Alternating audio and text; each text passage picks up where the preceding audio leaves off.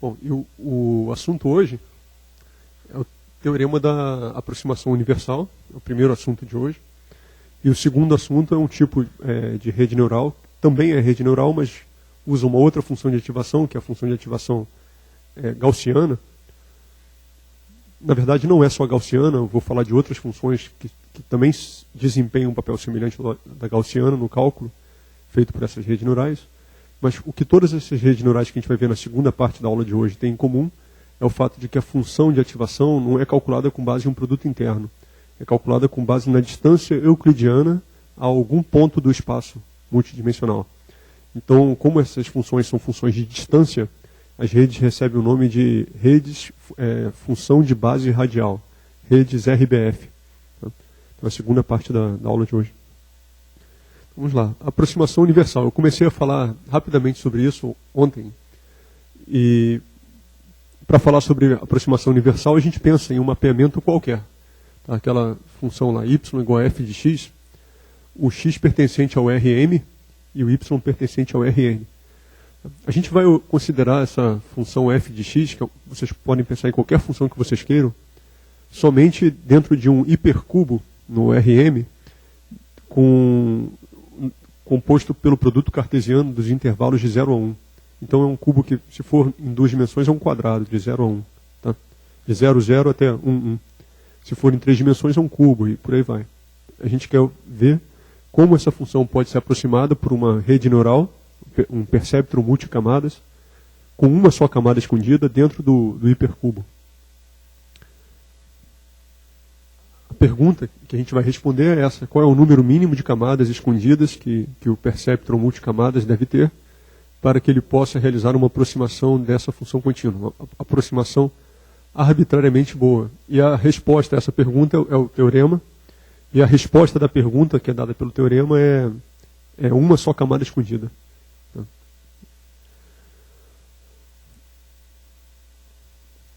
Aqui eu estou falando de uma função limitada, monotonicamente crescente e contínua.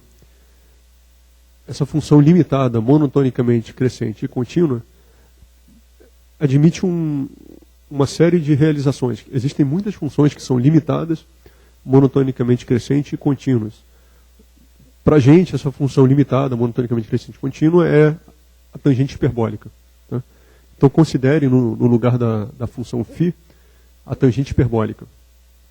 Considere também um hipercubo unitário com m dimensões. Produto cartesiano dos intervalos 0 a 1, 0, 1, 0, 1, 0, 1 elevado a m. O espaço das funções contínuas, que é um conjunto de funções, é chamado de C do hipercubo 0, 1. E a gente pega uma função qualquer pertencente ao C. Então o que a gente fez até aqui foi simplesmente restringir aquele x pertencente ao Rm lá de cima, estão vendo? Ao x pertencente ao hipercubo, tá? Só isso. Aí a gente disse também que a função φ, que vai ser usada daqui a pouco, é a tangente hiperbólica. Por último, vamos pensar num número real, positivo, e arbitrariamente pequeno. Então o epsilon ali de baixo é um número tão pequeno quanto a gente queira. Tá? 10 a menos 3, 10 a menos 6, 10 a menos 9. Sim. Uhum. Sim. Não, a regularização acabou. Isso. A gente teve... Deixa eu voltar lá no slide 7. Aqui temos 75, né? Opa. A gente está hoje no item 5 ali, ó. Tá? E eu vou falar... O item 6 eu vou falar para vocês bem rapidamente. Vou tentar não tratar isso como item separado, para não tomar tempo demais, porque é importante que a gente fale também de redes RBF. Tá?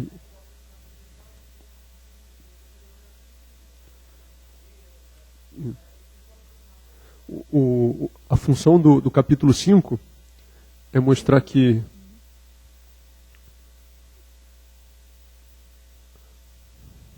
qualquer que seja o problema que você quer resolver, de qualquer problema, tá, modelado por uma função f como essa que eu estou falando, uma rede neural desse tipo resolve. Para que você obtenha a solução correta, é questão de você colocar mais neurônios na camada do meio. Então é só... Ontem a gente estava pensando sobre limitar o tamanho do modelo, né? Dizer, olha, o modelo não deve ser muito grande para não dar problema na generalização. O que a gente está falando hoje é um contraponto ao que a gente falou ontem, no sentido de que agora a gente vai deixar o modelo crescer indefinidamente para que ele resolva o problema com uma só camada. Então o teorema da aproximação universal vai dizer, essa rede existe só. Agora cabe a gente saber se a gente vai querer usar uma rede neural dessas que existe, mas com uma camada só. E aí a complexidade da rede pode ser enorme, porque o número de neurônios pode ficar muito grande. Não, ele só diz existe. E não dá a menor dica, o teorema, né, de como obter essa rede.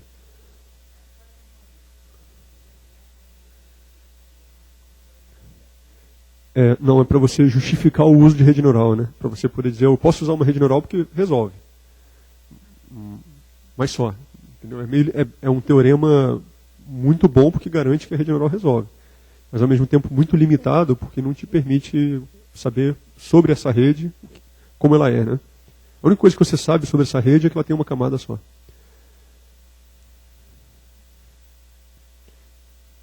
E é bastante fácil pensar em exemplos de redes neurais que têm uma camada só e que são muito ruins, uma camada escondida só, e que podem ser substituídas por uma rede neural com duas camadas escondidas, com 2 neurônios em cada camada e que resolve o mesmo trabalho que aquela rede neural precisava de muitos neurônios para resolver.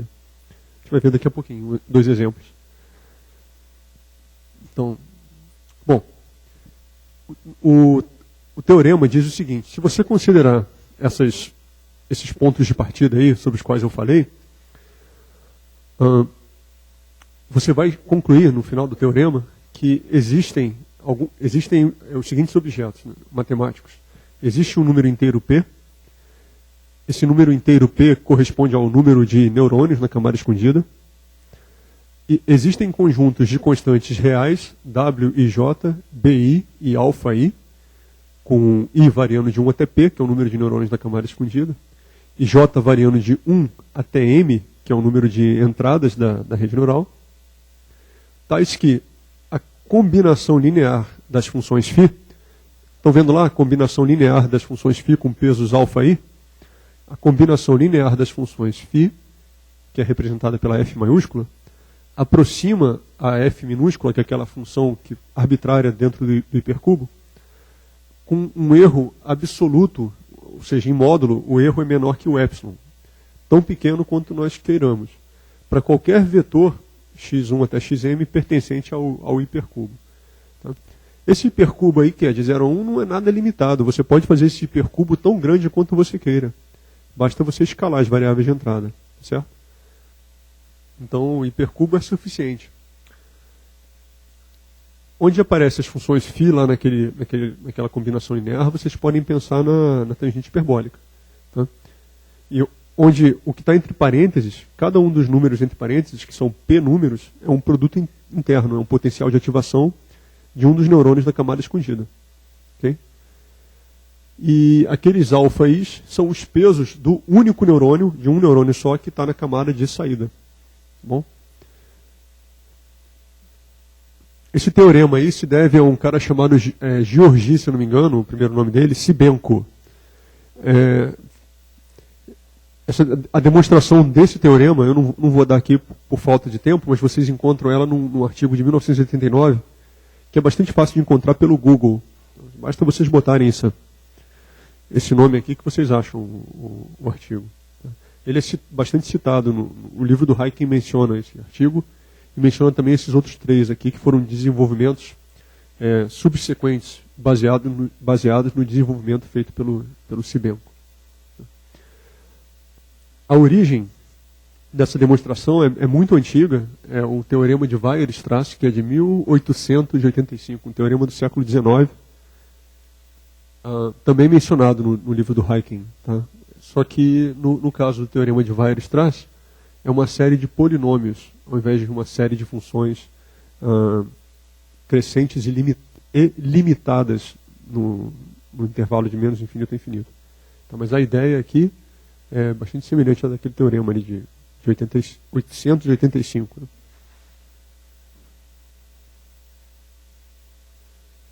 Aqui eu coloco um slide só para explicitar a correspondência com o MLP. Eu já falei sobre isso, né? As entradas do MLP são X1 até XM, os pesos estão com o mesmo nome, W, os bias estão com o mesmo nome, P. Só as funções de ativação, φ, que a gente tem que lembrar que são as tangentes hiperbólicas. Tá? Nada de novo aí. Se a saída da rede neural não for escalar, ou seja, se você quiser mais de duas saídas da rede neural ao mesmo tempo, tá? Se você estiver trabalhando com uma função de entradas vetoriais, mas onde, no caso em que a função que você quer modelar também é vetorial, o valor da função é um vetor, basta você colocar tantos neurônios quanto você queira colocar na camada de saída. Tudo bem? Você pode até ajustar uma rede neural para cada uma das saídas, para cada um dos vetores que você quer. Imaginar que essas 3, 4, 5 redes neurais estão operando em paralelo, sem conexão entre os neurônios de cima e o neurônio de saída da rede de baixo. Entenderam a figura? Tá? Então você pode ajustar uma rede neural para cada uma das saídas, quando a saída é vetorial. Ou você pode treinar uma única rede para gerar as 3 saídas. Também funciona. Bom, um perceptron multicamadas com topologia MPN, estão vendo lá em cima? Uma só camada escondida aproxima qualquer F. É um teorema de existência. Ou seja, a gente, com base nesse teorema, a gente pode sempre tentar resolver um problema porque a solução por perceptron multicamadas existe. Então é uma coisa muito boa. Esse teorema é bom, porque se você não tivesse um teorema desse tipo à disposição, né, se isso não existisse, você, ao usar uma rede neural para resolver um problema, estaria arriscando muito, porque poderia ser muito bem que a solução desse problema através de redes neurais simplesmente não existisse. Então sempre existe essa solução. É uma coisa boa. A parte ruim do teorema é que ele é não construtivo. Esse teorema não especifica o procedimento para obtermos o MLP. Então, os procedimentos para obter o MLP na prática são relativamente heurísticos. São procedimentos que você adota conforme o problema que você está atacando. Como eu mencionei ontem, você coloca 3 neurônios na rede neural, treina, mede o erro médio quadrático no treino e o erro médio quadrático no teste. Se você não estiver satisfeito com o erro médio quadrático de teste, você acrescenta mais um neurônio. E o erro médio quadrático de teste vai caindo. Até que chega uma hora em que você acrescenta mais um neurônio e o erro médio quadrático de teste já não cai mais. Ao invés de cair, o erro médio quadrático de teste piora. Então você chega a um número máximo de neurônios, além do qual não vale a pena aumentar a complexidade da rede. Tá bom? Lembrando que esse estudo tem que ser feito de maneira estatística. Você tem que fazer uma média de 10 ou 20 redes neurais treinadas para poder dizer que de fato o erro está melhorando, de fato o erro está piorando. Além da questão da complexidade, em termos do número de neurônios, existem outros detalhes de complexidade também que não são considerados no teorema. Por exemplo, o tempo de treinamento, mesmo que a rede neural não seja muito grande, o tempo de treinamento para o problema em questão, especialmente quando o número de entradas é alto, pode ser muito alto. O treinamento pode ser muito longo. Então você tem uma rede neural com um número de neurônios com o qual o problema vai ser resolvido, mas o tempo disponível para treinar essa rede neural, você simplesmente não tem. Então a solução existe, mas você não tem um computador capaz de calcular essa solução rapidamente. Hoje em dia, com o poder de fogo dos computadores aí, altíssimo, né, em geral, o tempo de treinamento não é muito sério. Uhum. O teorema só diz que existe uma rede, mas ela pode muito bem ter um número de neurônios tão alto, ou não tão alto, mas com um tempo de treino tão grande, que você não vai obter. E tem um problema pior ainda, que é, se você obtiver a rede neural correta, você tem como dizer que essa rede neural é boa para o problema, mas você não tem como dizer que essa rede neural é a melhor que existe. Isso é um outro problema do treino. Você não tem como você provar que a rede neural que você obteve é a melhor. A função custo é tão complicada em termos de mínimos locais que você sabe que obteve um mínimo local.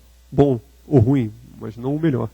Então, não é possível provar a otimalidade global da rede obtida.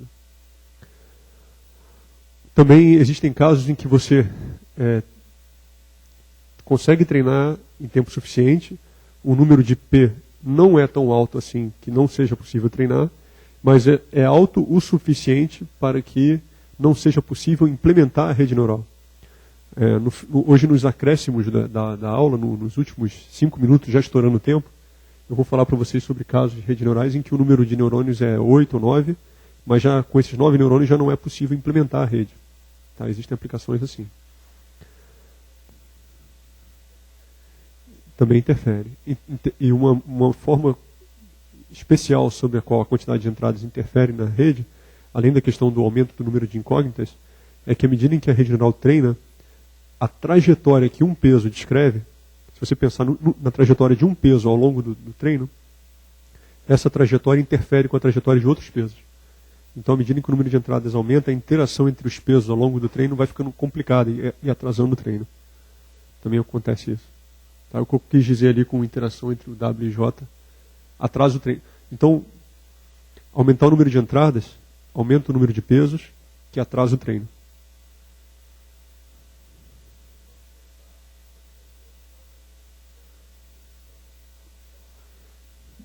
Uhum.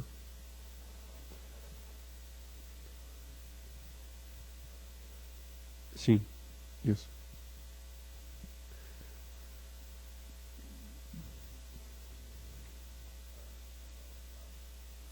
Sim, você pode olhar no final do treino e tentar. Isso acontece mais para redes com uma camada só. Você pode tentar no final do treino ver quais são os pesos que foram obtidos e tentar dizer a partir dos pesos que você observa alguma regra com respeito à entrada. Normalmente essa regra tem a ver com correlação entre as entradas, então os pesos refletem, né, a correlação.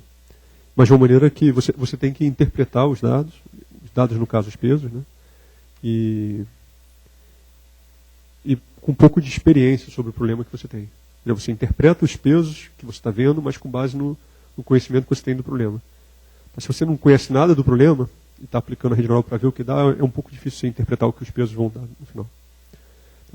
Se você não sabe bem o que o seu problema quais características ele tem, a rede neural em geral não te diz nada sobre o problema. A rede neural não te explica sobre, não é uma solução. É uma solução do tipo caixa preta, né? Que é um motivo forte de crítica em cima de redes neurais. As pessoas criticam muito as soluções por redes neurais porque depois que ela é obtida, essas soluções são obtidas, elas são caixas pretas, né? Não tem como dizer por que aqueles números são daquele jeito. A menos que você saiba alguma coisa sobre o problema.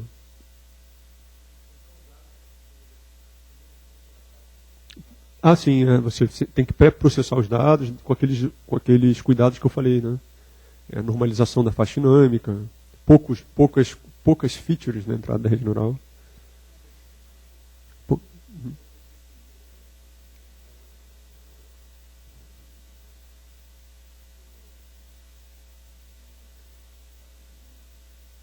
Uhum.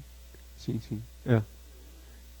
Muito útil, é muito importante. Existem uns métodos chamados seleção sequencial de features, né? Acho que são os métodos que você mencionou. Tem métodos para você descartar sequencialmente features. Tem métodos de análise de componentes principais que buscam reduzir o número de componentes. Tem análise de componentes principais não lineares. É uma disciplina inteira, que é a disciplina de reconhecimento de padrões, que busca gerar dados com os quais a classificação pode ser feita.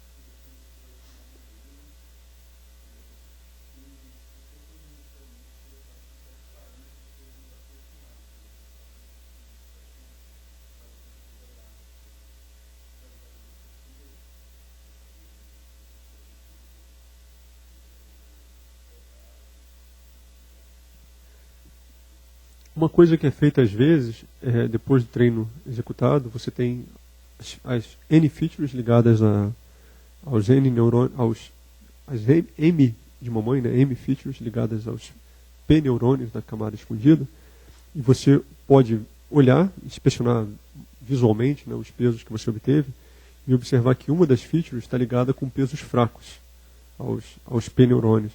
Você pode tentar começar descartando essa feature, que em média tem pesos mais fracos. em média tem pesos com módulos, né? Porque se somar pesos positivos e negativos já dá uma média baixa. Então você pega os módulos dos pesos, faz a média deles.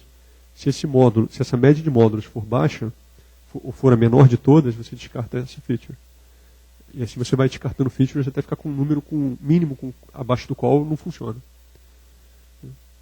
Isso é um procedimento assim, meio grosseiro, dá para fazer coisas mais sofisticadas, mas isso é uma primeira ideia, olhando os pesos. Né? Um outro método, só para você ter uma ideia, é você fazer correlação, a rede está treinada, e você faz correlação entre variações nos pesos. Você pega cada peso e sacode, cada entrada. Pega cada entrada e sacode um pouquinho, e vê qual dessas entradas sacudidas altera menos a saída. Essa entrada que quando você sacode altera pouco a saída, você descarta também. Entendeu? Porque tem pouca correlação com a saída. Sensibilidade. Bom, então com respeito aos 4 detalhes que eu mencionei aqui, esses 4 itens aí, tá? Embora o teorema da aproximação universal diga para você, olha, uma camada resolve, você, para tratar um desses itens, pode acabar optando por treinar uma rede neural com mais do que uma camada escondida. Eu não vou falar aqui sobre detalhes de treino de redes neurais com 2 camadas, só vou dizer assim de maneira breve, que frequentemente você não faz isso. Ou seja, 99% das vezes você treina redes neurais com uma camada só. Tá? Treinar redes neurais com 2 camadas não é usual, você quase não encontra na literatura, e se você for realmente fazer isso, tem que pensar 2 vezes antes de começar uma rede neural com 2 camadas. Tá? Mas eu vou ilustrar aqui o que acontece, que tipo de vantagem uma rede neural de 2 camadas pode ter sobre uma rede neural com uma camada só. Vocês lembram do problema do XOR que eu falei anteontem? Estão lembrados desse problema? Não. Tá. Então, escrevi aqui umas breves considerações sobre uma vantagem que redes neurais com 2 camadas têm. Tá? É um exemplo, depois eu menciono um outro exemplo ainda. Bom, problema do XOR. Treinar uma rede neural de forma tal que no R2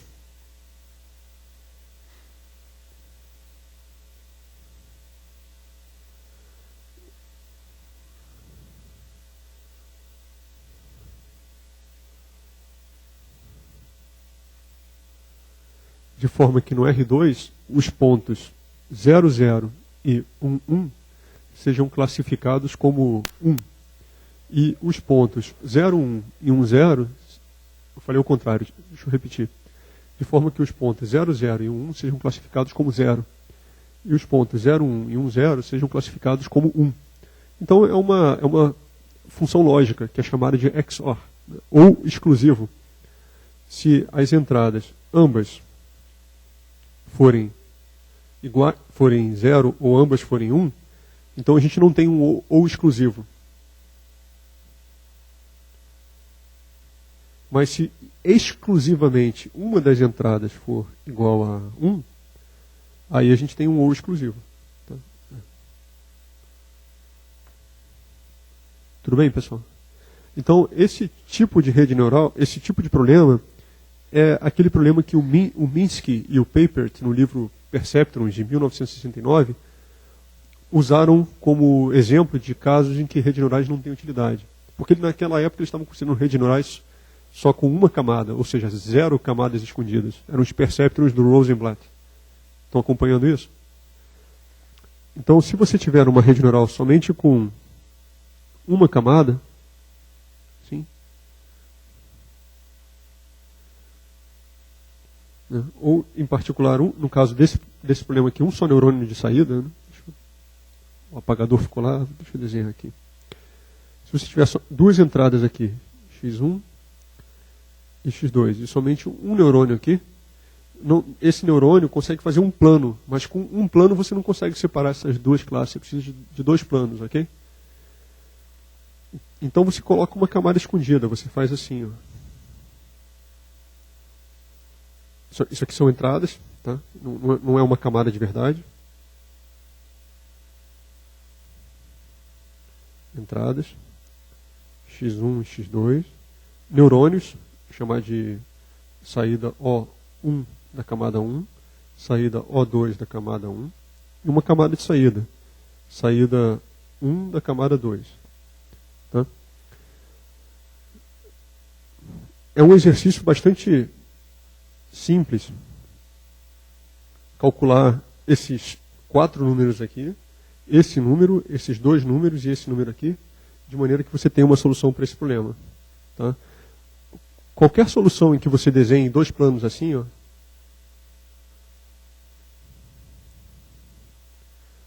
tudo bem? E depois, os coeficientes desse plano aqui, deixa eu escrever a equação do plano. É x2 igual a x1 mais b. E aqui tem uma equação parecida, x2 igual a cx1 mais d. Então, quaisquer planos que você escolha, que fiquem nessas posições aproximadamente, você pode deslocar esses planos um pouco, ou mudar um pouco a orientação deles, desde que eles passem nessas posições aproximadamente. Para qualquer solução desse tipo, esses coeficientes aqui se traduzem em números que aparecem aqui, na camada de entrada. Tá legal? E essa camada de saída somente tem que fazer uma função AND entre essa decisão e essa decisão aqui. Não sei se eu consegui me expressar.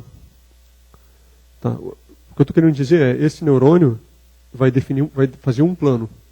Esse outro neurônio vai fazer o outro plano. E o terceiro neurônio vai decidir entre as 2 decisões anteriores. Tá bom? Bom, então uma camada escondida resolve o problema do XOR para 4 pontos. Para esses 4 pontos aí. Tá, mas você pode pensar em um problema que é bastante parecido com o XOR, só que envolve mais pontos. Eu posso pensar que aqui eu não tenho um ponto só, mas tem um grupo de pontos ali em torno daquela coordenada, 1. E aqui eu não tenho um ponto só, mas eu tenho um grupo de pontos em torno do ponto 0, 0. E a mesma coisa para os outros 2 pontos. Tá, então eu tenho uma quantidade grande de pontos agora, e portanto a separação não pode ser feita de maneira tão trivial assim. A separação é mais sofisticada. Mas ainda é um problema semelhante ao do XOR. Então o problema fica assim, ó. Aqui eu tenho uma classe que seria a classe 0, né? E aqui eu tenho uma classe que seria a classe 1, como está desenhado lá naquela figura. Só que agora eu posso pensar que eu tenho aqui muitos exemplares da classe 1. Tá? E tenho também muitos exemplares da classe 0. Vou tentar desenhar a classe 0 com uma cor diferente. Essa seria a classe 0. E aquela seria a classe 1. Tudo bem? Se você tentar resolver esse problema aqui usando uma camada só, como eu desenhei lá, uma camada só escondida, tá? Então, se você tentar resolver esse problema usando uma só camada escondida, você pode, porque a solução existe. O teorema da aproximação universal garante que existe uma solução com uma só camada escondida que resolve isso. O problema é que, por causa da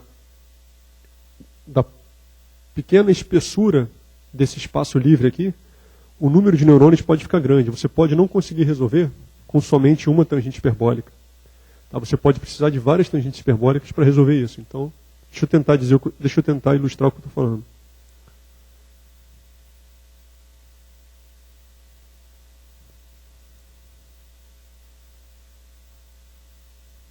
Não sei se eu me fiz entender, mas o que eu estou querendo dizer aqui é que você tem 2 entradas, x1 e x2, mas você tem um número grande de neurônios aqui para poder implementar essa partição que é complicada. E depois um neurônio final para decidir a tal função AND que eu falei lá. Tá? Entenderam a relação que eu estou tentando fazer entre esse número grande de neurônios e a complexidade dessa superfície em relação à complexidade da que está desenhada lá? Viram isso? Uhum.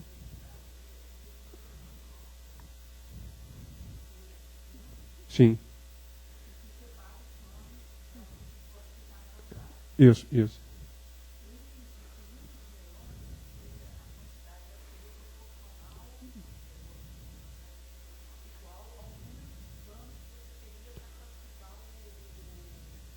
Uhum.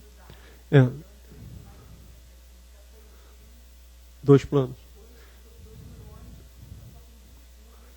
Uhum. Não, essa curva e essa aqui são um somatório de contribuições de tangentes hiperbólicas. Tá? Elas. Né? Tem um monte de tangentes. Se você somar a contribuição delas, aí dá essa curva. É. E você sempre pode piorar um pouco.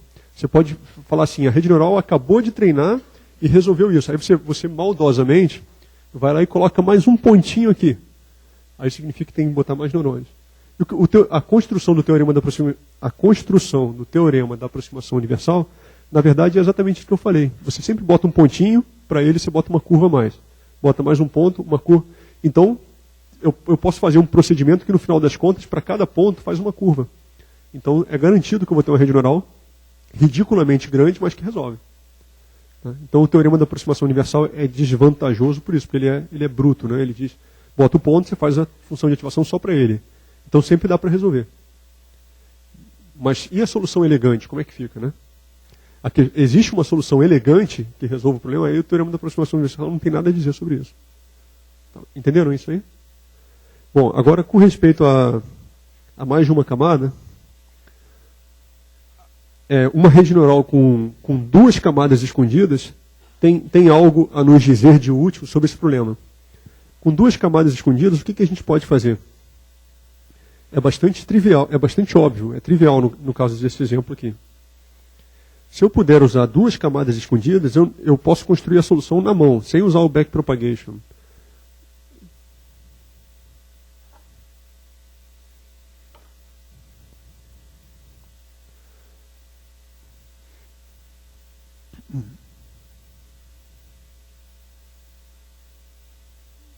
Está invertido, né?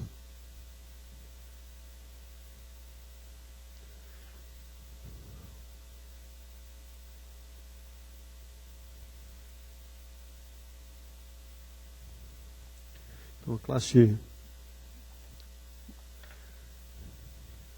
1.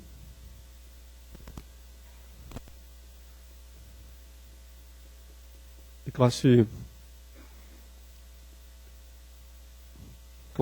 1 e classe 0, né? Bom,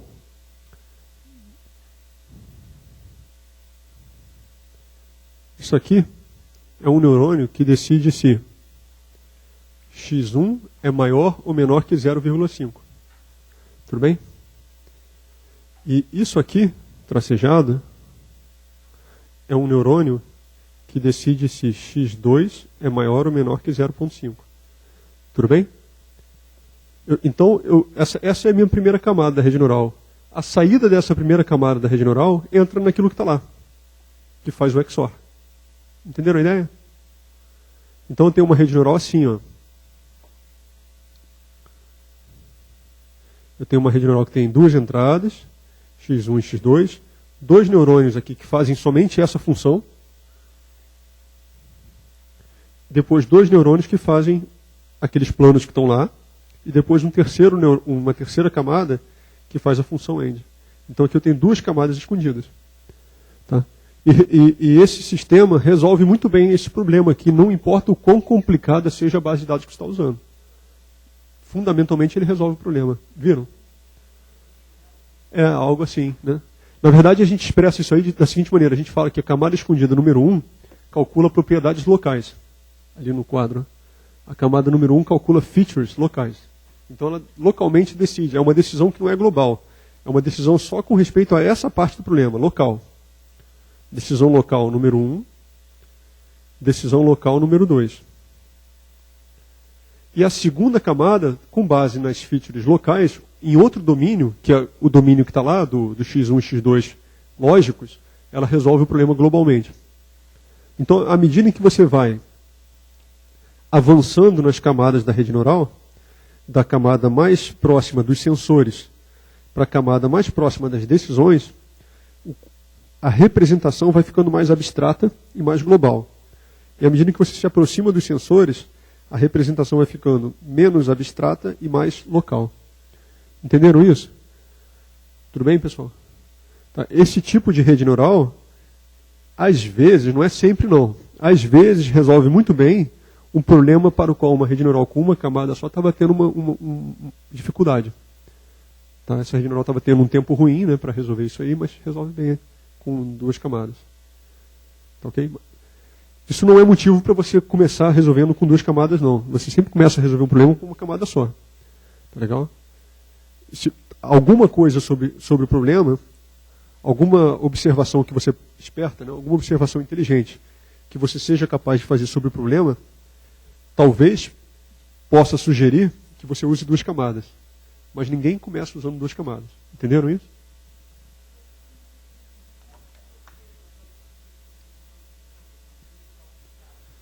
Uhum.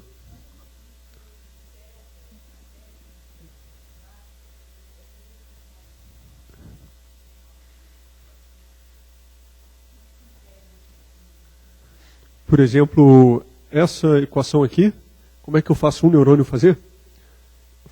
Vou desenhar aqui, eu vou apagar, posso apagar essa figura? Eu vou desenhar aqui um neurônio que faz isso. Tá?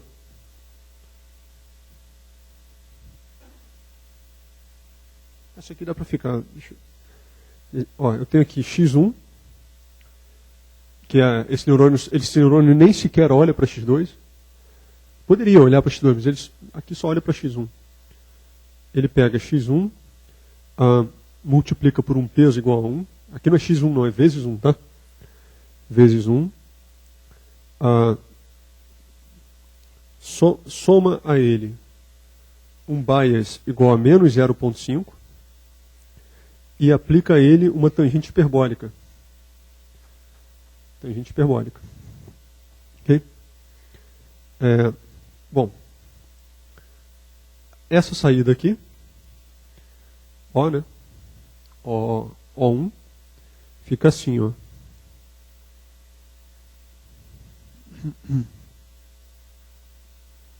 X1, O1.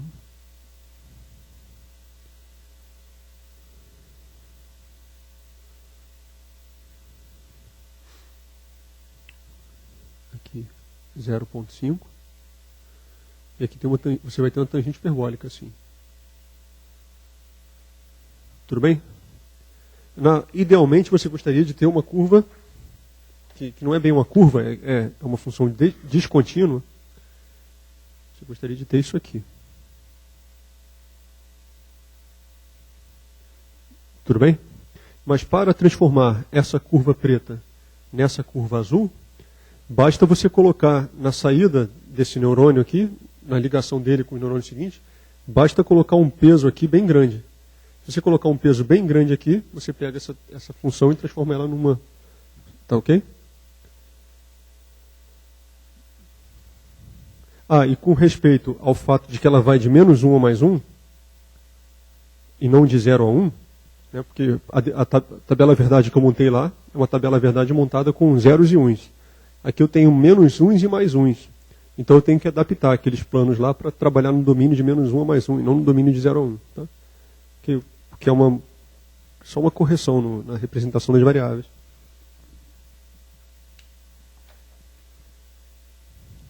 Então,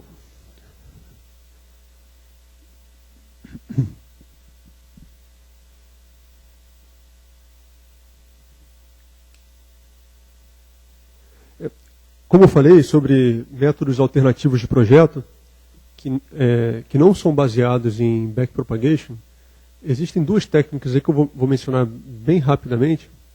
Se alguém tiver interesse depois, eu posso dar referências para quem quiser se aprofundar mais.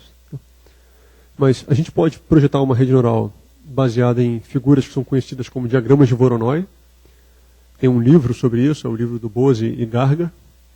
E tem um método chamado kernel PCA, né, análise de componentes principais com funções kernel, que foi desenvolvido pelo Bernard Showkopf em 98. Na verdade é baseado em alguns conceitos de kernels, funções kernels de Mercer, desenvolvidos pelo Vladimir Vapnik antes de 98. Mas a aplicação de kernel PCA surgiu em 98 mesmo, com o Showkopf. Era uma aplicação simplesmente para análise. Ele não estava interessado em projetar classificadores, não, mas pode ser usado para projetar classificadores, o que ele propôs. Então, No caso de duas classes, aqui eu poderia pensar em um problema semelhante àquele que está lá, só que um pouquinho mais complicado. Eu posso pensar que eu tenho uma nuvem de pontos se preenchendo essa região aqui, e uma nuvem de pontos preenchendo essa região. Então uma classe está misturada com a outra de maneira não linearmente separável, quer dizer, não existe um plano que separa as duas classes. Tá? Mas é possível partir essa classe aqui em 5 grupos, partir a outra classe em 5 grupos também, e para cada um dos grupos calcular o centro de gravidade, e com base nos centros de gravidade, calcular as superfícies que separam os centros de gravidade a meia distância, tá? E usar as equações desses planos para definir uma rede neural. Tá? Repara que a rede neural tem 2 camadas escondidas, assim como a que está lá, tá vendo? Ou seja, o raciocínio por detrás da construção dessa rede é exatamente o mesmo raciocínio que era feito aqui, que foi aplicado aqui. Cada um desses neurônios calcula um daqueles 10 planos ali. Então existem 10 planos. Ó. 1, 2, 3, 4, 5, 6, 7, 8, 9, 10. Se você olhar os pesos que aparecem aqui nessa figura, para o neurônio 1, os pesos aqui são os pesos, são os coeficientes daquele plano ali. Se você olhar os pesos do neurônio número 2, os pesos sinápticos dele, são os coeficientes do plano 2. Plano 3 até plano 10. Tá?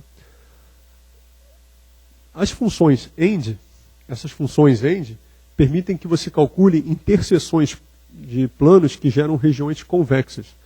Então aqui existe uma região convexa definida pelos planos 1 e 2. Estão vendo? Região convexa é uma região na qual, se você pegar 2 pontos, a linha reta que liga os 2 pontos está dentro da região. Então isso é uma região convexa. Então 1, 2 formam uma região convexa. 3 e 4 formam uma região convexa. O 5 e o 10 vão se encontrar lá embaixo. Tá? Então o 5 e o 10 formam uma região convexa.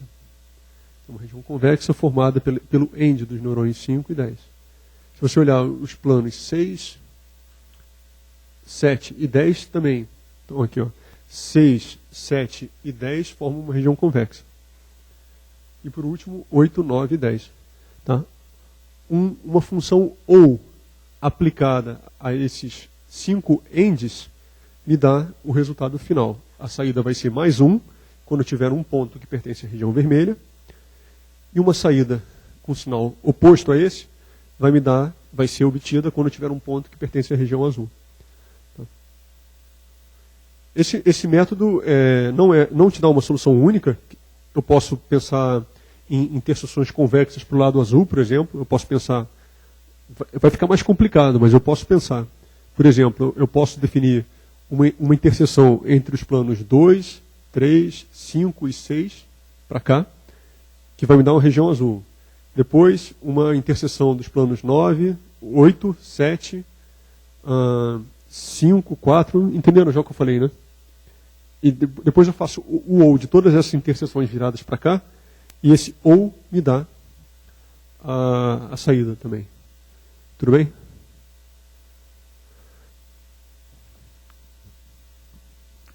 Isso aqui são 2 dimensões. Quando você pensa em 3D, essas figuras já ficam bem mais complicadas. Vocês já viram aquela brincadeira que você pega uma tábua de plástico, joga detergente com água e fica soprando bolinhas e faz aquelas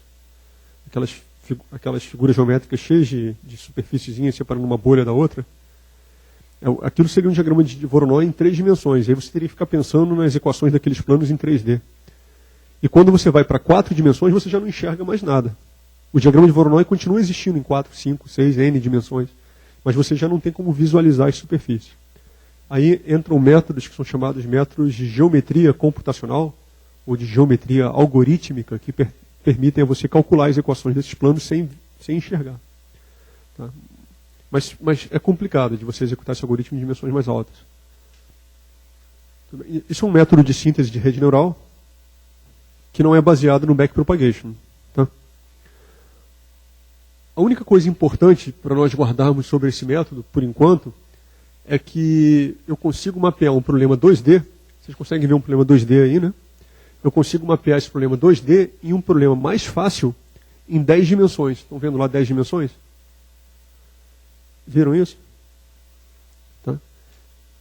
Então, eu vou pular esse slide, que não é relevante para a gente agora, depois eu volto nele, e vou falar sobre um outro método que é baseado na extensão do número de dimensões. Existe um teorema que é chamado de teorema de Cover e Thomas, que é o início do capítulo 6. Capítulo 6 ou 7, hein? Vamos ver. Capítulo 7. O teorema de Cover é um teorema semelhante ao teorema da aproximação universal. Só que ele fala de outra forma. Ele fala assim, se você tiver que separar duas classes como nessas figuras que estão no quadro, por mais complicado que esse problema seja em 2 dimensões ou em 3 dimensões, você sempre pode resolver esse problema usando um único plano, só que num espaço de dimensão suficientemente alta. Isso é bastante parecido com o teorema da aproximação universal. O que esse teorema diz é o seguinte: se você tiver um ponto que é de classe 1 em volta de um monte de pontos que são de classe 0, você vai sempre poder apertar esse ponto entre 2 planos. Você vai poder botar um plano bem colado no ponto e um outro plano bem colado no ponto pelo outro lado, e com o end desses 2 planos você só pega esse ponto e nenhum outro ponto em volta dele. Porque como esses dois planos, na verdade, fazem um plano só, eu posso fazer com que esse plano não passe por nenhum outro ponto exceto aquele. Entenderam isso? Sempre há espaço, por mais densa que seja a nuvem, para passar uma reta por um só ponto, ou um plano por um só ponto, e não pegar nenhum outro. Ok? Então, esse número que sai daí é um número num espaço de dimensão infinita, e lá eu só preciso de um plano para separar ele do resto. A gente vai falar sobre isso daqui a pouco, no contexto de funções de base radial. Mas voltando ao Showkopf, ele propõe um negócio um pouco mais sofisticado do que isso. Sobre o qual eu não vou poder falar muito por falta de tempo, mas é um assunto fascinante esse. Se alguém tiver interesse, depois eu explico mais ou passo referência. Aqui é o seguinte: você pensa num mapeamento do espaço de 2 dimensões, o RM, tá? Na verdade o número de dimensões é qualquer, pode ser 4, 5 dimensões. Você pensa no mapeamento do RM para o RI. Aquele I que está lá é o infinito. Tá? Na verdade, você não está mapeando os pontos para o R infinito, mas é para um espaço de dimensão tão elevada, mas tão elevada que para todos os fins práticos, aquele I se comporta como se fosse infinito. Tá? Então o I é um número muito alto. Para todo pontinho que você tiver no espaço de entrada, você sempre pode pensar em um ponto lá no espaço de dimensão mais alta, e esse ponto é chamado ponto φ de x. Tá? Ou ponto Q. O φ aqui não tem nada a ver com tangente hiperbólica. Tá? É um mapeamento de vetores 2D ou MD para vetores infinito D, né? Vetores I dimensões. Com esses vetores aqui, colocados numa coluna, assim como eu colocava os vetores x numa coluna de uma matriz de dados, eu posso pensar numa matriz de dados em infinitas dimensões. N pontos em dimensões infinitas, ou seja, essa matriz Q tem um número de linhas que é igual ao infinito. Se esses dados estiverem adequadamente normalizados, como eu vinha falando, média zero e variância igual a 1 para cada uma das linhas dessa matriz, e isso você não tem como controlar a priori, você só pode fazer isso no final do procedimento, que eu vou explicar aqui. Se isso aqui for normalizado, você pode calcular a matriz de autocorrelação, que no caso é a matriz de autocovariância dos dados, e a partir dos autovetores dessa matriz calcular as direções principais. E usando umas poucas direções principais, 1 ou 2 ou 3 dimensões principais lá no RI, fazer uma classificação dos dados no RI. Eu não vou detalhar o procedimento de cálculo aqui, como eu falei, por falta de tempo. Mas eu vou dar para vocês uma ideia do que acontece quando você passa um plano lá no RI, separando 2 partes desses dados que estão sendo usados para calcular a matriz Q. Então aqui eu vou pular a análise. Aqui essas últimas 2 equações aí que estão com uma setinha chamada zero centering, são equações para normalização dos dados da matriz Q, para que eles tenham média zero e variância 1. Mas o interessante é que quando você tem uma nuvem de dados, aqui vocês conseguem ver aí uns pontos vermelhos? Dá para ver na figura? Tá meio fraco. Meio fraco, né? Deixa eu ver se tem uma outra figura que mostra melhor. Aqui, nessa figura, dá para ver uns pontos pretos e uns pontos amarelos? Está parecendo um exame de vista, né? Os amarelos vocês veem? Tá. Então, esses pontos aí, pretos e amarelos, são pontos, cada um dos pontos que vocês veem, são pontos no R2, que eu usei, para cada um dos pontos, eu usei o ponto para calcular um vetor lá no RI. Tá? Então lá no RI, essa nuvem triangular, ela tem um formato para o qual eu não tenho a menor ideia. Eu não tenho a menor ideia qual seja esse formato lá no RI.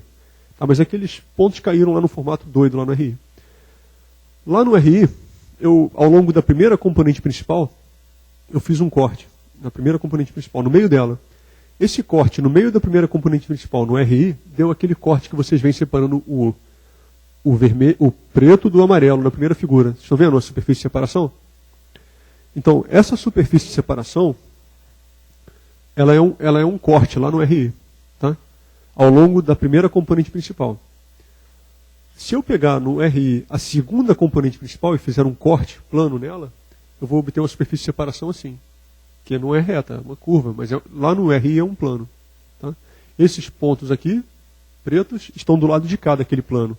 E esses pontos amarelos estão do outro lado daquele plano.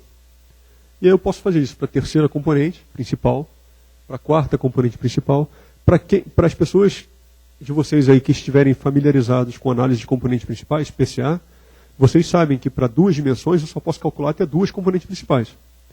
Para N dimensões eu só posso calcular até N componentes principais. Uma característica interessante do kernel PCA é que para 2 dimensões eu posso calcular 8 componentes principais ou mais, quantas componentes principais eu quiser. Na verdade, eu posso calcular tantas componentes principais quantos dados eu tiver na minha nuvem. Para cada dado, para cada ponto, eu posso calcular uma componente principal. Mas essa parte do cálculo eu pulei, por falta de tempo. Tá? Se alguém tiver interesse, eu passo referências sobre isso. É um neurônio aqui, outro ali. Então você tem 8 neurônios operando em paralelo, refinando cada vez mais a superfície. Tá?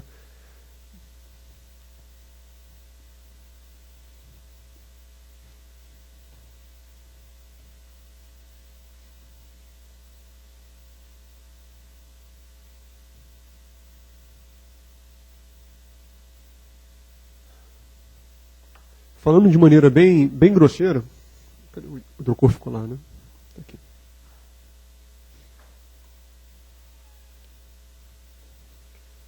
Falando de maneira aproximada, o que pode ser feito no caso de um triângulo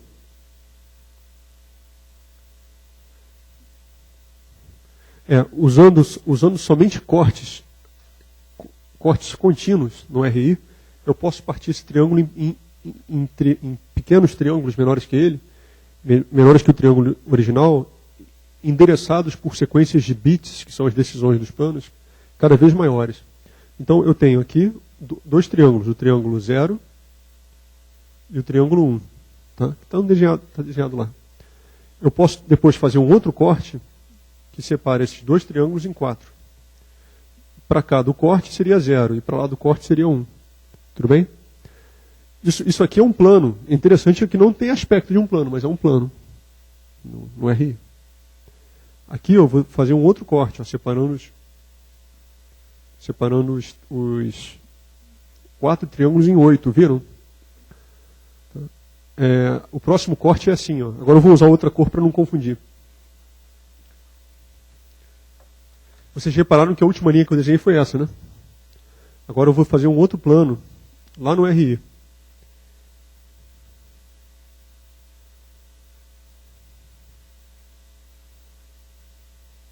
Parece agora que eu desenhei 2 planos, mas na verdade é um plano só no RI. Viram? E eu dividi o conjunto em 16 triângulos. E por aí vai. Né? Então, a análise com kernels, ela tem capacidade de desenvolver um classificador que faça também qualquer tarefa que você queira, implementando essa tarefa de maneira simples, só que num espaço de dimensão infinita. Aí que está o truque, a dimensão infinita é o problema. Né? Tá? Para completar a discussão, eu vou dizer que essas dimensões infinitas, os vetores Q, nós nunca sequer tomamos conhecimento de que vetores são esses. E nós nunca imaginamos que planos são esses. Essas equações de planos e vetores no RI, que eu estou mencionando o tempo todo, nós simplesmente não calculamos essas coisas. A gente substitui todos os cálculos por um cálculo com autovetores de uma matriz que não é a matriz Q transposta.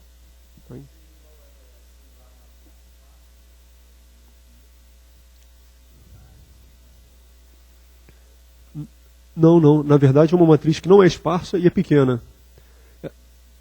Para resolver aquilo, né? É só conceito, a gente nunca calcula. Essa é a parte bonita do método. A gente concebe que existe um espaço, dimensão infinita, vetores lá, componentes principais naquele espaço, autovetores e autovalores lá, mas a gente nunca calcula esses números. A gente executa tudo e tudo que a gente faz funciona como se essas coisas estivessem sendo calculadas, mas não são. O que é calculado é uma matriz K. Essa matriz é chamada de kernel matrix, né? A matriz kernel. E ela não é a matriz Q transposta. Ela é a matriz Q transposta Q. E essa matriz é pequena, ela é N por N. Então, se o número de pontos naquela nuvem amarela e preta for 180 pontos, essa matriz aí é 180 por 180. É grande, mas é bem melhor que infinito por infinito. Tá? E eu posso calcular autovalores e autovetores dessa matriz e estabelecer algum vínculo entre esses autovetores e autovalores dessa matriz e os da matriz que aqui é transposta. E com esses vínculos eu consigo fazer uma estrutura do tipo WZ mais B, estão vendo ali? Que no final é uma rede neural. Tá? Essa estrutura, a equação final que a gente obtém é a equação de um perceptron multicamadas. E o que esse perceptron multicamadas implementa é uma partição do espaço com planos, mas que no espaço que nós estamos vivendo não são planos. É assim. Tá bom? Então, esse é um outro método de projeto, é o método que eu chamaria assim, número 2, segundo método de projeto de redes neurais. Né? Segundo alternativo. Então, você quer projetar uma rede neural, que métodos tem? O método principal, que é o backpropagation, que você sempre vai usar. O método geométrico, que é baseado em diagramas de Voronoi, é o método número 1. E o método número 2 é o kernel PCA. Tá? Na prática, ninguém usa os métodos 1 e 2. São só conceitos, para a gente poder entender melhor como a rede funciona, as redes neurais funcionam. Bom, acontece que o desenvolvimento das redes RBF, redes com função de base radial, é um desenvolvimento paralelo ao do kernel PCA. Só que os espaços nos quais o problema vai ser resolvido não são espaços de dimensão infinita. Só são espaços de dimensão elevada, mas não infinita. O quanto elevada? Elevada o suficiente para nós resolvermos o problema. Então, ao invés de nós pensarmos em botar mais um neurônio no problema, nós botamos mais uma dimensão no problema, que na verdade é um neurônio de novo. Tá? Então, onde vocês virem aí, mais uma dimensão, vocês podem pensar, é mais um neurônio. Vou tentar ilustrar isso em 10 minutos, talvez fique um pouco apertado. Vamos ver. Dicotomia nada mais é do que o nome que aparece no livro do Hyken para o problema de classificar duas classes, tá bom? Então aquele ali é um problema de dicotomia e aquele problema que eu tinha desenhado lá, que eu apaguei, também é um problema de dicotomia, aquele que foi resolvido com duas camadas. Tá? Dicotomia é o problema que você tem sempre que você tem um conjunto de vetores, dedo da pessoa número 1, dedo da pessoa número 1, dedo da pessoa número 1, dedo da pessoa número 2. Né? E alvos, pessoa 1, pessoa 1, pessoa 1, pessoa 2. Tá? Então, se você tiver duas classes, pessoa 1 e pessoa 2, é uma dicotomia. A dimensão dos vetores de entrada é M, é o número de linhas dessa matriz. Tá? E a dimensão dos vetores de saída é P. No caso aqui que eu estou pensando em só dedo de uma pessoa e da outra, o P é igual a 1. Tá? Os vetores de saída são unidimensionais. E N é o número de amostras que nós temos. Existe a classe 0, que é a classe dos vetores X que pertencem ao dedo da primeira pessoa, e existe a classe 2, a classe 1, que é a classe dos vetores X que foram extraídos do dedo da segunda pessoa. Tá bom? Nada de novo, nada que a gente já não tenha resolvido com o MLP. Novidade, funções φ. As funções φ mapeiam do RM para o RI. E são I funções escondidas, são I funções φ. A função φ recebe o nome de função escondida. Ela tem o nome de função escondida simplesmente porque ela não é a saída, ela é a entrada para uma outra camada. Então, Aqui também ainda não há muita novidade, não. É uma novidade o nome, função escondida. Mas se nós olharmos para o diagrama do perceptron multicamadas com uma camada só, nós podemos dizer que cada um dos neurônios da camada escondida implementa uma função escondida. Essa função escondida é W vezes o vetor X mais um bias, tangente hiperbólica disso tudo. Isso seria uma função escondida. Tá? O espaço gerado pelo conjunto de vetores φ, né, o espaço gerado por essas funções escondidas, é chamado de espaço escondido, ou espaço de propriedades. Novidade até aqui só no nome, porque se nós olharmos o diagrama do perceptron multicamadas, aqui eu acho que vou fazer questão de mostrar o diagrama do perceptron multicamadas, né? Não há novidade. Não. Aqui. Tá, então o que a gente está fazendo aqui é só de chamar Z1 de função escondida, né, porque ele não está ligado à saída, Z2 de função escondida, porque também não está ligado à saída, e dizer que o espaço 2D dos vetores Z é o espaço escondido. Tudo bem? Então nada de especial ainda. E também está sendo dito que esses vetores aqui podem, essas componentes do vetor Z podem ser muitas. Né? Ou seja, o que está sendo dito é que o número de neurônios da camada escondida pode ser grande. Até aí sem novidade, tá ok?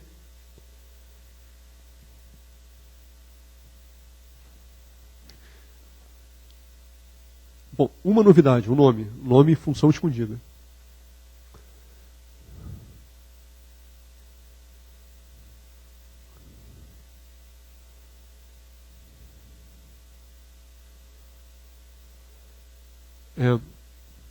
Bom, no espaço das funções escondidas, tá? Lembra dos vetores Z1, lembra dos vetores com componentes Z1 e Z2 da figura que eu mostrei agora há pouco, tá?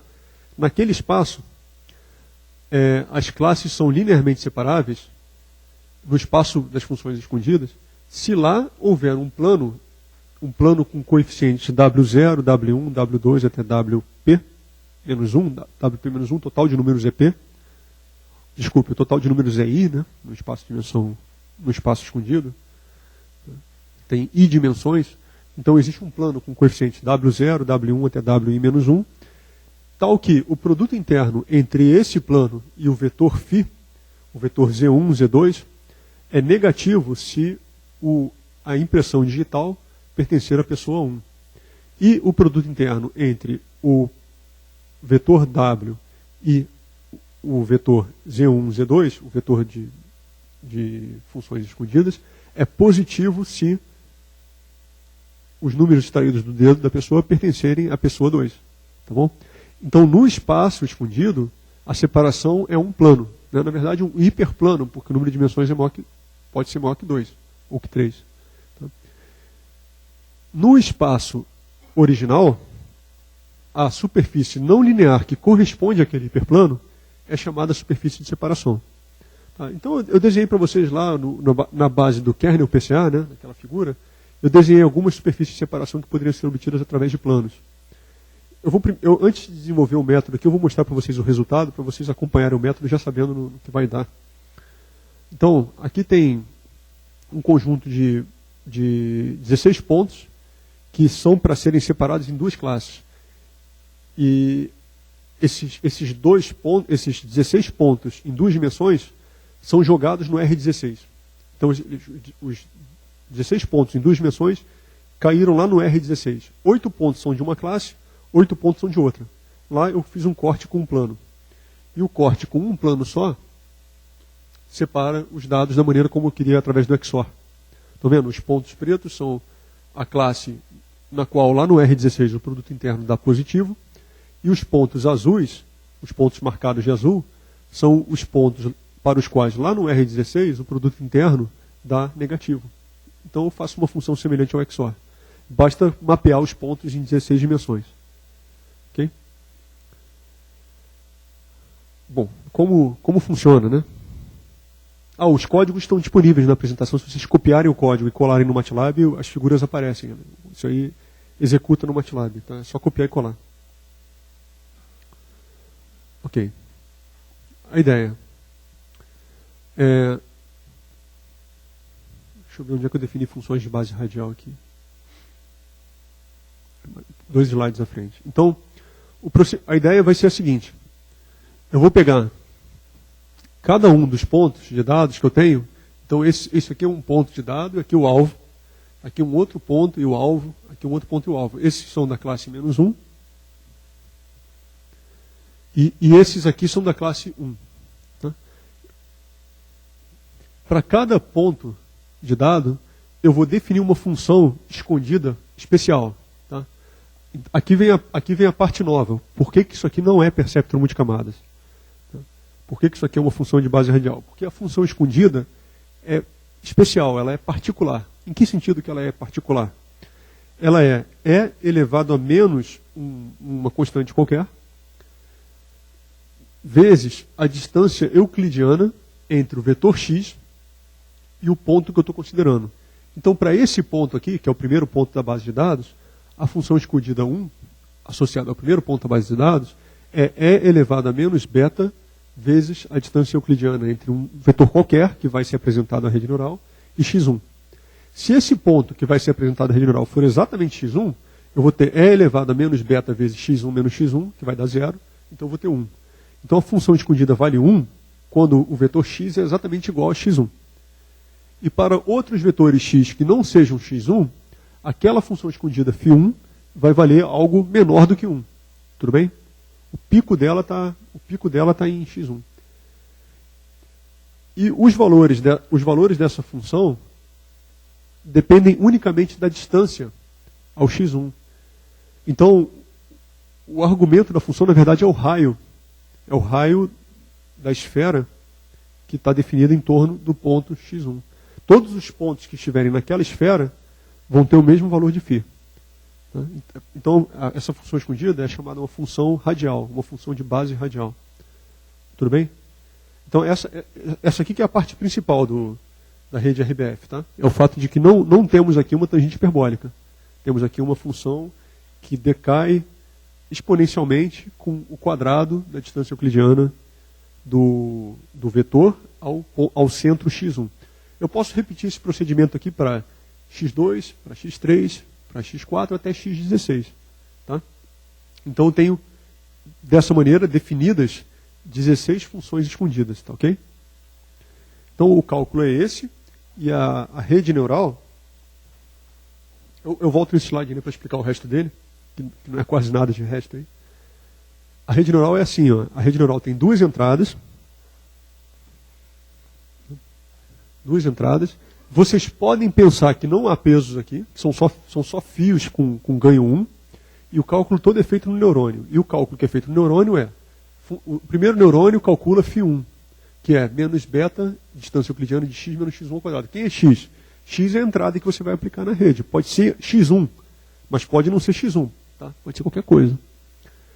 Esses 16 neurônios fazem o cálculo. O último neurônio calcula a distância, calcula E elevado a menos a distância euclidiana até x16. Essa é a camada escondida da rede. Tá? E aqui, esses 16 pesos que tem aqui vão fazer o tal plano W. Então, só nos resta calcular que plano W é esse. Tá? Todo o resto do funcionamento da rede foi especificado. Aliás, ficou faltando falar do beta. Vou voltar no slide anterior.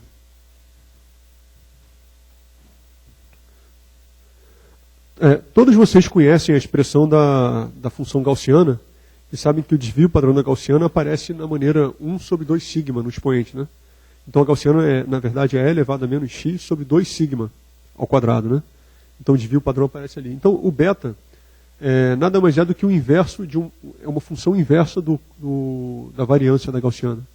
Okay? Quando você usa um beta elevado ali na função de base radial, significa que a gaussiana decai rapidamente em torno daquele ponto. Quando você usa um beta baixo, significa que a gaussiana é praticamente plana em torno do ponto que você está usando para montar a função de base radial. Então, nesse exemplo aí, eu nem defini o beta. Botei beta igual a 1 sobre 2 sigma e deixei aberto. E estou escolhendo o número de funções de base radial igual ao número de dados. Eu estou dizendo que eu tenho tantas funções radiais quantos dados eu tiver. No caso, eu tenho 16. Então, I é 16 dados. I é igual a 16. Não precisa ser assim. O número de funções de base radial não precisa, de maneira alguma, estar vinculado ao número de dados. Tá? É só uma primeira abordagem.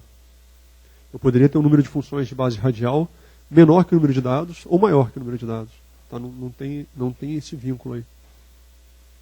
No caso em que o número de funções de base radial é igual ao número de dados, a solução fica interessante porque ela aparece em forma fechada. Eu posso escrever uma equação que tem uma única solução correta e que essa solução corresponde aos Ws da camada de saída, aos pesos da camada de saída que fazem a separação correta.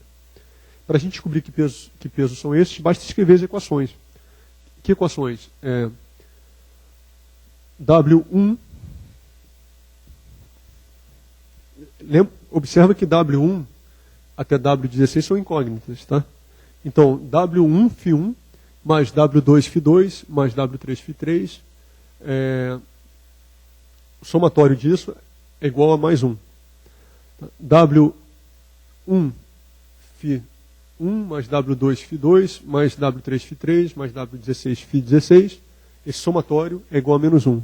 O que define se o somatório é igual a mais 1 ou se o somatório é igual a menos 1?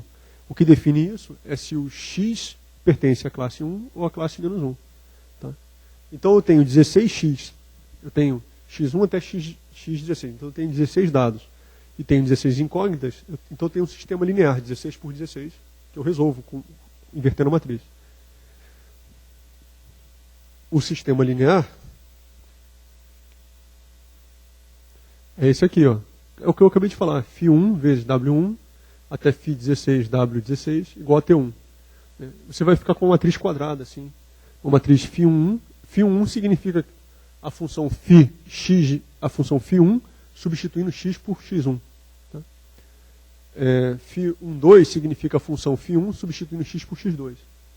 Então, você descobre que W é igual a φ inversa, a matriz φ inversa, vezes o vetor de alvos lá. Tá legal? Tudo bem? Tem um transposto ali, T transposto, está errado, é T mesmo. Tá legal? Aliás, desculpem, está errado não, está certo. Aquele vetor T lá, que está lá do lado direito, aquele vetor T é o T transposto. Tudo bem? O vetor T que eu tinha dado para vocês era um vetor T linha. O vetor T... Está aqui, ó, um vetor linha. Tá? Ou, acho que antes também. Aqui. Isso aqui era um vetor 1 por n, né? Tá? Então o vetor T transposto aparece lá. Φ inverso T transposto. Bom, se nós executarmos essa rede neural RBF para todos os pontos no intervalo de menos 1 a mais 1, tá? Então esse código aqui, esse código nada mais faz do que dividir o quadrado de menos 1 a mais 1, menos 1 a mais 1, num número muito grande de pontos, e para cada ponto calcular quanto vale para cada um dos pontos essa operação, com W igual a esse valor aqui, com W igual a esse vetor, né? E com beta igual a... Tem um beta em algum lugar. Tá ali, ó, eu chamei de P. P igual a 100. Tá? Esse P aqui é o beta. Ó. É elevado a menos beta, tá vendo? Então, para P igual a 100, para W igual a isso, e avaliando quanto vale essa função para cada ponto do quadrado, a gente obtém esses pontos pretos e esses pontos azuis. E vê que a separação está correta. Tudo bem? Não tem backpropagation, mas podia ter. Eu poderia calcular também os Ws, fazendo a derivada do erro em função aos Ws e ajustando eles para o backpropagation. Também funciona. No caso em que o sistema é quadrado, eu posso resolver direto, como eu fiz aí, invertendo a matriz. Tá bom? Como? Não é diagonal, não. A diagonal dela é toda 1, o φ1, o φ22, o φnn são todos iguais a 1. Tá? Para o caso em que a função de base radial é elevado a menos xi ao quadrado. Ela é como? Completa. Numérica, a inversão é numérica. Tá? Inversão é numérica. E eu não mencionei, mas qualquer função que seja função da distância é função de base radial. Tá? É muito comum a gente fazer redes RBF com funções gaussianas. E elevado a menos distância ao quadrado. Mas não precisa ser gaussiano, não. Pode ser 1 sobre distância, pode ser log da distância. Tá? Então, qualquer função que seja dependente da distância serve como uma função de ativação para uma rede RBF, para a montagem desses sistemas. Eu poderia muito bem ter montado esse sistema aí, usando funções escondidas, radiais, mas que não fossem gaussianas. Isso ia me dar, no final das contas, uma outra superfície de separação, que não essa, mas ia resolver também. Tá? Aí, aqui está o código para a rede RBF comparada com MLP. Nesse exemplo aqui, como eu já falei, se vocês copiarem isso aí e colarem no MATLAB, isso aí roda. Essa parte em azul é uma rede RBF. Tá? E essa parte em preta é a rede MLP que a gente viu na segunda aula, né? Tá? A implementação. E esse exemplo aí mostra uma separação de 3 classes no R2, usando RBF e usando MLP. As duas soluções corretas, mas diferentes. São assim, ó. Aqui eu tenho uma classe que eu chamei de classe 0. Aqui tem uma outra classe que eu chamei de classe 1. E aqui tem uma terceira classe que eu chamei de classe 2. E através de funções de ativação, funções de base radial, a rede RBF resolve dessa maneira. A rede com tangentes hiperbólicas resolve assim, também está certo. Classe 0, classe 1 e classe 2. Tá? Mas são soluções completamente diferentes. Tudo bem? Entendeu? Tá bom, pessoal. Nesse ponto a gente estaria concluindo a nossa parte teórica do curso. E aí viria toda a parte prática. Que eu falei que a gente já está nos acréscimos da última aula nesse horário. Né? Então, vamos lá. É muita coisa, tá?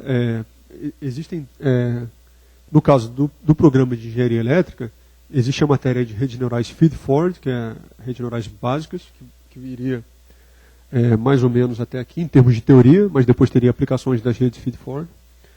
Existem redes neurais não supervisionadas, que é uma outra disciplina. E tem também disciplinas aplicando redes neurais a reconhecimento de padrões. Então, seria redes neurais avançadas, redes neurais 2, algo assim. Tá legal? Eu não sei que nome essa disciplina tem. Eu acho que tem redes feed-forward 1, eu sei que tem. Eu acho que tem redes neurais feed-forward 2, não tenho certeza. Você sabe, Genildo? Assim. Mas não supervisionadas tem uma disciplina. Né? Então, pelo menos 2 tem. Uma de feed-forward e outra de não supervisionadas. Bom, outros tipos. Redes neurais realimentadas. São redes neurais em que você tem um caminho de realimentação. Né? Então você pega uma dessas entradas aí e faz O1, faz X1 igual a O1, por exemplo. Tá? E aí você tem uma série de problemas com estabilidade da rede, é bastante complicado. Tá? Algumas redes neurais que são desse tipo, realimentado, e têm estabilidade garantida, são as redes de Hopfield, propostas por um cara chamado Hopfield e outro chamado Tank, T-A-N-K, em 85. Hopfield e Tank. E são redes neurais usadas agora por esse pessoal, tipo o Geoffrey Hinton, que estudam Deep Learning. Eles fazem os estudos baseados em redes de Hopfield. E no caso dos estudos dele, recebe o nome de redes RBM, máquinas de Boltzmann restritas, Restricted Boltzmann Machines. Existem redes que não têm supervisão, redes que treinam sem alvo, são chamadas mapas auto-organizáveis de Kohonen. Não vou ter tempo de falar sobre eles, mas eles fazem separação de classes sem alvo. Tá? No caso daqueles pontos vermelhos e azuis que eu mostrei no método de diagramas de Voronoi, aqueles pontos vermelhos e azuis podem muito bem ter sido calculados por uma rede voltada somente para a identificação de 2 classes. Então a rede neural decidiu que ali havia 2 classes sem alvos. E os alvos e a classificação dessa rede é usada como alvo para o treinamento de um perceptron. As redes Hopfield que estão aí são realimentadas, tá? Elas são da classe recorrente. Máquinas de vetor suporte, na verdade, Support Vector Machines, são perceptron multicamadas. Só que o método de treino é diferente. O método de treino é baseado em critérios de margem que aparecem no livro do Hyken. Eu também não vou ter tempo de detalhar. Existem redes do tipo Adaptive Resonance Training, ART, que modelam um pouco do aprendizado que é feito por seres vivos, a maneira como camadas superiores do córtex cerebral dos seres vivos enviam sinais de realimentação que reforçam o que as camadas mais básicas entendem como sendo regras. Esses métodos de treino são chamados ART. Existem redes neurais sem pesos. Isso é bastante interessante. O pessoal da COP Sistemas, do Programa de Engenharia de Sistemas da COP, o professor Felipe França e os alunos dele estudam redes sem pesos. Frequentemente publicam trabalhos sobre redes sem pesos nas conferências de redes neurais. Árvores de decisão, que já não é bem redes neurais, mas são métodos de inteligência artificial. Vocês já ouviram falar do 20q.org?